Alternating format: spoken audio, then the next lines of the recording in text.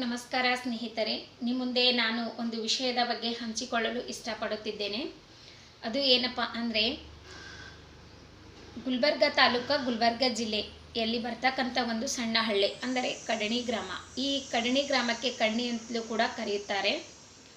ಈ ಗ್ರಾಮದಲ್ಲಿ ಒಂದು ವಿಸ್ಮಯ ಸಂಗತಿಯನ್ನು ಹೊರಬಿದ್ದಿದೆ. ಅದು ಏನಪ್ಪ ಅಂದರೆ, ಹೀಗೆ ಒಂದು 2020-21ರಲ್ಲಿ ಒಂದು ಹವಾಮಲಿನಾಥ ಮುತ್ತೇನವರು ಒಂದು ದೃಷ್ಟಿಲಿಂಗ ಸ್ಥಾಪನೆಯನ್ನು ಮಾಡಿದರು. ಆ ದೃಷ್ಟಿಲಿಂಗ ಸ್ಥಾಪನೆಯಲ್ಲಿ ಒಂದು ಸಣ್ಣ ಜಡಿ ರೂಪದಲ್ಲಿ ಕೂದಲು ಹುಟ್ಟಿಕೊಂಡಿವೆ. ಅದನ್ನು ನೋಡಿದ ಒಬ್ಬ ಹುಡುಗ, ಅಂದರೆ ಬೆಳಗ್ಗೆ ಅಮಾವಾಸ್ಯೆಯ ಇರ್ತಕ್ಕಂಥ ಕಾರಣಕ್ಕಾಗಿ ಅವನು ಹವಾಮಲಿನಾಥ ಮುತ್ತೆರ ಲಿಂಗಕ್ಕೆ ಪೂಜೆ ಮಾಡಲು ಹೋದಾಗ ಆ ವಿಸ್ಮಯವಾದ ಘಟನೆಯನ್ನು ನೋಡಿ ನಮ್ಮ ಗ್ರಾಮದ ಎಲ್ಲ ಜನರಿಗೆ ಮುಟ್ಟಿಸಿದಾಗ ನಾವು ಕೂಡ ಅಲ್ಲಿ ಹೋಗಿ ನೋಡಿ ಪ್ರತ್ಯಕ್ಷವಾಗಿ ನೋಡಿರ್ತಕ್ಕಂಥ ಒಂದು ದೃಶ್ಯ ಅದು.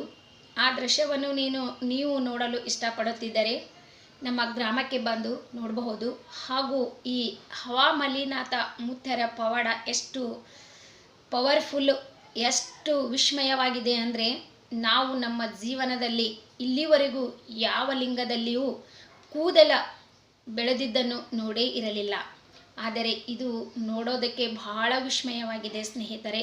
ಇದು ನಾನು ನಿಮಗೆ ಸುಳ್ಳಾಗಿ ಹೇಳ್ತಾ ಇಲ್ಲ, ಸತ್ಯವಾದ ನಡೆದ ಘಟನೆ ಆಗಿರುತ್ತದೆ. ನೀವು ಕೂಡ ನೋಡಲು ಇಷ್ಟಪಡುತ್ತಿದ್ದರೆ ಈಗಲೇ ಕೂಡ ನಮ್ಮ ಗ್ರಾಮಕ್ಕೆ ಬಂದು ಆ ಲಿಂಗದಲ್ಲಿ ಬೆಳೆದಿರ್ತಕ್ಕಂಥ ಕೂದಲ ಬೆಳವಣಿಗೆಯನ್ನು ಕೂಡ ನೀವು ನೋಡಬಹುದು.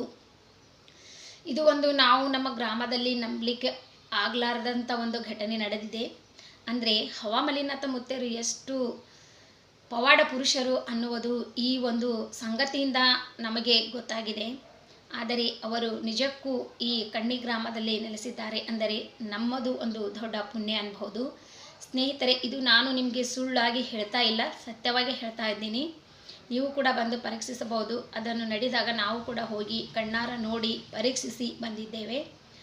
ಇದು ಒಂದು ನಮ್ಮ ಕಡ್ನಿ ಗ್ರಾಮದಲ್ಲಿ ಒಂದು ಹೆಮ್ಮೆಯ ತರ್ತಕ್ಕಂಥ ಒಂದು ವಿಷಯವಾಗಿದೆ. ಹಾಗಾಗಿ ನನಗೆ ನಿಮ್ಮ ಹತ್ರ ಹಂಚ್ಕೊಳ್ಬೇಕನ್ನೋದು ಆಸೆ ಆಯಿತು.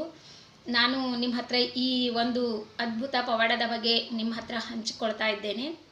ಹಾಗೆ ಇದರಲ್ಲಿ ಏನಾದರೂ ತಪ್ಪು ಮಾಹಿತಿ ನಾನು ಕೊಟ್ಟಿದ್ದನಂತ ನಿಮಗೆ ಅನಿಸಿದರೆ ದಯವಿಟ್ಟು ಕ್ಷಮಿಸಿ.